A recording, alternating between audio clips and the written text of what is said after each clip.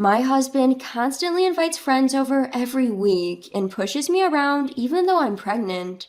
His friends also act as if this is the norm. One day, my husband Nick handed me a sleeping bag and said, "You can sleep here." And I was ousted to the kitchen. I can't take it anymore. If you want to have a good time with your friends, I have my own ideas too. By the time they realize who's arrived, they'll be in for a shock. My name is Emma. My husband Nick is a former colleague from my company. We met at a toy company aimed at young children. He was always surrounded by friends, a sociable person with a wide circle of acquaintances. Being introverted, I admired Nick's sociability. So when he asked me out, I was pleasantly surprised despite not expecting it. Once I started dating Nick, I realized that despite seeming flamboyant, he was actually frugal and responsible. Surprisingly, we spent many of our dates at home relaxing. "Nick, you're always hanging out with various people, aren't you? I thought you'd prefer to go out more for dates." When I mentioned this, he responded with slight awkwardness. "So you saw me like that? Actually, I don't really like to waste money. I usually just go along with eating out or drinking with others, but I really prefer relaxing at home." "I see. I myself prefer staying home, watching movies or cooking together, rather than going out." I was happy to see this unexpected side of him, a side he only showed to me. Gradually, I began to see him as a potential husband. He seemed to feel the same way, and a year into our relationship, Nick proposed to me. Even after getting married, Nick remained popular, often being invited to social gatherings by his colleagues. However, I was growing wary of him going out drinking every week. "Hey, I'd like to spend some weekends with you too." As I expressed my feelings, he responded while scratching his head. "Yeah, you're right. My bad. From now on, I'll just drink at home. That way, you won't be lonely, right? I want you to get along with my friends too." That's not exactly what I meant. Still, I couldn't say no to Nick. Since then, his friends and colleagues began to visit our home every weekend to drink. "Hey, Nick's wife, more beer, please." "Emma, we're out of snacks." Among his friends, there was a female contract worker named Sandy who didn't show any signs of helping out. I was run ragged by preparing drinks and snacks, never resting even over the weekend. Nick was completely oblivious to my state. "Guys, don't worry about catching the last train home tonight. Let's party till dawn." "Oh, that's what we were waiting for. You're the best, Nick." Not worrying about the last train? Could it be? As I thought, they partied late into the night and ended up staying over. And when they woke up late in the morning, they would demand as if it was a given. "Got anything to eat? Something easy on a hangover would be good," he said. So my weekend ended without any rest. But if I complained about the situation, Nick would surely just go out to drink. When I was wondering what to do, I found out I was pregnant. When I announced my pregnancy, Nick was overjoyed. "Really? That's great. So, I'm finally going to be a dad. That's right. I have to report this to everyone right away." Without giving me a chance to stop him, Nick messaged them. "Emma, everyone is happy for us and they want to celebrate. They're coming over this weekend."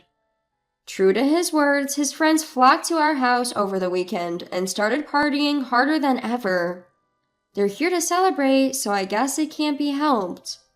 Initially, I thought so and accepted it, but I was completely tired of them who kept showing up week after week. "Hey Nick, I'm happy they want to celebrate, but I'm having morning sickness and it's hard, so I want you to stop inviting people over." When I complained to Nick, he responded with dissatisfaction. "What are you talking about? Wasn't it you, Emma, who said, 'I'm lonely, I want to drink at home'?" "I told you not to go out drinking. I never said I wanted you to drink at home." "But I can't just leave you alone at home and go out drinking while you're pregnant. What if something happens while I'm gone?" Could it be that he's worried about me and drinking at home for my sake? When I thought about that, I found it hard to be too forceful. But every week is a bit too much. All right. But right now, everyone is just trying to celebrate our baby. We can't just ignore their feelings, right?" Having been told that, I had no choice but to concede. I understand, but I'm having morning sickness, so I don't think I can prepare much food or snacks. I don't want to carry heavy stuff either, so will you handle the drinks, Nick? Of course. Just do what you can, Emma. Relieved by his words, I got through another weekend. Today again, their friends came to their house like they're used to. Hey, ma'am, I brought beer. I'll put it here. Please keep it cool. Okay. And also, these are ingredients for food. You don't have to cook anything fancy. It seemed Nick had told them something as the friends started bringing drinks and food one after another. But they only brought things. The actual task of fetching drinks from the refrigerator or making snacks was still left to me. Hey, Nick's wife, can you bring us the beer from the fridge? Emma, we need more snacks, please. In the end, I had to do the cooking. I knew that talking to Nick would be pointless. So I gently told them, actually, I've been having really bad morning sickness lately, and that's why I've taken a leave of absence from work, so... I was about to say that I wanted them to refrain from coming to our house in the future. But, laughing, the friends responded to my words. Exactly! I heard about it at work. Emma, you're on leave, right? Then you have to work for Nick at least on weekends. Right, pregnancy isn't a sickness, so it's better if you move around a bit. Misunderstanding something, my feelings didn't get through at all, and the friends started to take advantage of me even more. I had thought they wouldn't stay the night, but deep into the night, Nick and his colleagues didn't slow down their drinking. As I expected, they continued to drink past the subway time, got completely drunk, and were no longer in a state to return home. I was too tired to get angry anymore. When I tried to talk to Nick and then retired to the bedroom, Sandy, a contract employee, was already sleeping in our bed. I urgently appealed to him. Nick, Sandy's sleeping in our bed. Oh, she got pretty wasted, so I carried her to the bed. I can't believe it. I want to rest too. Yeah, that makes sense. Just wait a bit. I thought he was going to wake Sandy up and get her off the bed, but instead Nick came back with a sleeping bag. You should sleep here for tonight. Saying that, Nick started setting up the sleeping bag in the corner of the kitchen. Whoa, wait a second. You're telling me I'm sleeping here? And in a sleeping bag? Well, we're still drinking in the living room, so this is the only place, right? I'm glad I brought this camping sleeping bag, haha. Called by his friends, Nick returned to the living room with more drinks in his hands. With no choice, I spent the night in an uncomfortable sleeping bag. The next morning, I was awakened by a knock from Sandy. Hey, Emma, how long are you going to sleep? It's already 11 a.m., you know. Sorry, I had trouble falling asleep last night. After a night in an unfamiliar sleeping bag and on the hard kitchen floor, I managed to fall asleep only when dawn broke.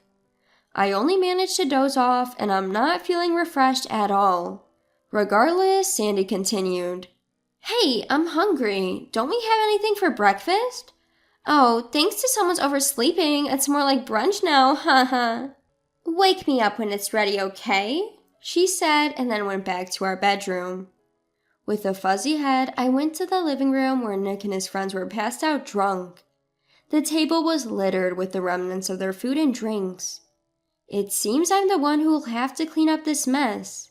As I was making a soup grudgingly, the smell attracted Nick and his friends. Oh, soup, huh? Nice. Sandy also came to the living room and started stuffing herself with rice, soup, and omelet. His friends, too, seemed to have become quite cheerful. Yesterday was so fun, man. I don't feel like going home today either. I get that. It's a long weekend after all. Let's have a second celebration. Instead of refusing, Nick said, Thanks for doing this for us.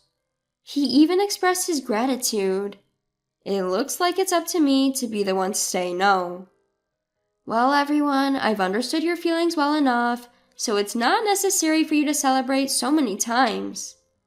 The room fell silent for a moment at my stern words. Sensing this, Nick quickly addressed everyone. That's right, let's invite others today. They said they were busy and couldn't come yesterday, right? At his words, the friends quickly got their spirits back. Nick, that's a brilliant idea.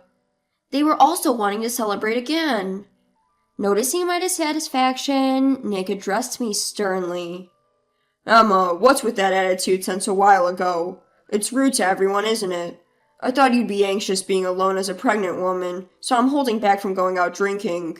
They're all caring for me who can't go out drinking, and have taken the trouble to come to our house, you know? The friends also agreed with Nick's opinion. Holding back from drinking for the sake of his wife, Nick really cares about his wife, but it will suffocate if you keep holding back too much. We have to take a breather like this about once a week. We're always ready to accompany you. That's right. There are not many good husbands like Nick. We'll come every week if necessary. Thanks for covering for my wife's selfishness, everyone. Encouraged by everyone, Nick didn't seem entirely displeased. Everyone's covering for my selfishness? Is this kind of drinking party going to continue every week from now on? That's ridiculous. Finally, I snapped at Nick's words. Got it. Then can I invite someone too? As I said that, Nick nodded in relief. Yeah, you can invite whoever you want. It's more fun when there are many people. Hearing that, I immediately made a phone call to a certain place. In the afternoon, another friend of Nick's arrived. I didn't think everyone was drinking 2 days in a row. Thanks for the invite, Nick. Likewise, thank you for celebrating for us. Let's drink to our heart's content today. Then the doorbell rang again. Oh, looks like the person Emma invited is here too. Should I get the door? Opening the front door, Nick was taken aback. But boss, why are you here? I hurriedly headed to the entrance to welcome the visitor. Uncle, I've been waiting for you.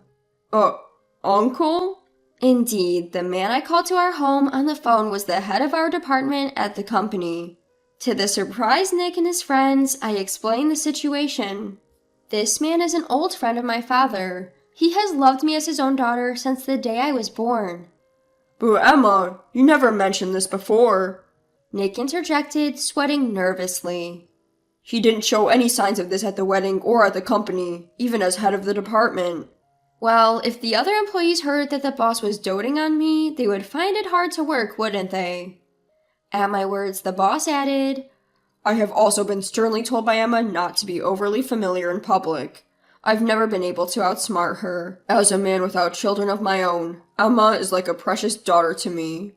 The boss, suddenly serious, turned to Nick and said this.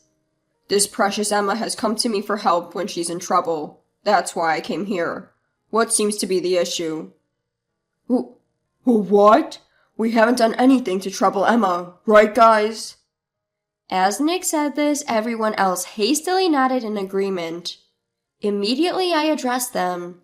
Right, making a pregnant woman like me prepare late-night snacks and breakfast, making me sleep in a sleeping bag. You don't think anything of it, do you, Nick?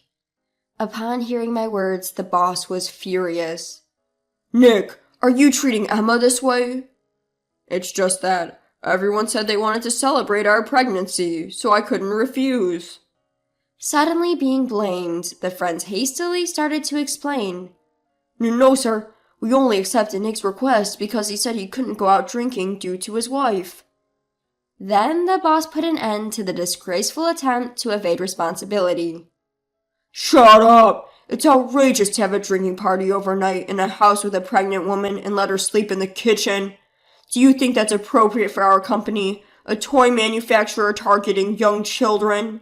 We're very sorry. We'll excuse ourselves now. The friends, startled by the boss's anger, quickly gathered their things and hurried to leave. Seeing their reactions, the boss shouted again. Hey, are you going to make Emma clean up? Clean up the mess you've made for yourselves before you leave. Being glared at by the boss, they started cleaning up the cluttered living room and doing the dishes. When the house was all tidied up, they left as if they were fleeing. Amidst all that, the boss called a halt to Sandy. Sandy, I want you to stay behind for a bit. Me? After her friends left, the boss questioned a visibly uncomfortable Nick and Sandy. Do you know why I asked Sandy to stay? Nick, though flustered, denied it. No. What are you talking about? It's about the rumors between you, Nick, and Sandy. There's been talk within the company that you two have been having an affair. That's a misunderstanding. With Nick desperately denying it, the boss lowered his tone. I had heard about Emma being pregnant and thought the rumors were baseless. I wanted that shouldn't be the case, but you disappointed me. The boss showed an email image sent by someone from the company. It contained images of Nick and Sandy entering a fancy restaurant and coming out of a brand store carrying shopping bags. It turns out Nick was not thrifty, he was just stingy with me. In fact, I had suspicions about his relationship with Sandy and mentioned my concerns to the boss. Upon hearing this, the boss immediately contacted several employees who had witnessed the two and provided photographs as evidence. No, boss, this is, Exactly, there's nothing between Nick and me. Even when confronted with evidence, their pathetic excuses disgusted me. I hesitated at the thought of our baby growing up without a father, but if the father is someone who can casually invite his affair partner into our home, it's better if he isn't around. I told Nick on the spot that I wanted a divorce. I've had enough of your selfish excuses. Nick and I are getting a divorce. You two can do whatever you want. What about our baby in your belly?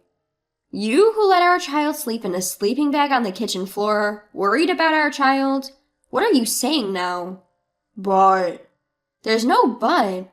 You who cheated don't get a say. My conditions are asset division and child support. How much is it going to be? Who knows? You've done enough to deserve it, haven't you? Emma, reconsider. Shut up. I'm done being patient.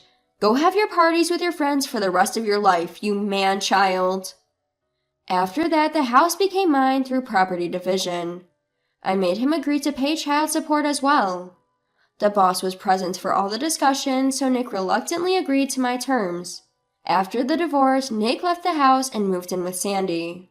Rumors of them living together quickly spread within the company, and their affair became public knowledge. Because their bad reputation also negatively affected the clients, it seems Sandy was fired and Nick was demoted. As the reason for the contract termination reached the temp agency, Sandy was unable to find a new placement. Nick also suffered a major salary cut due to his demotion.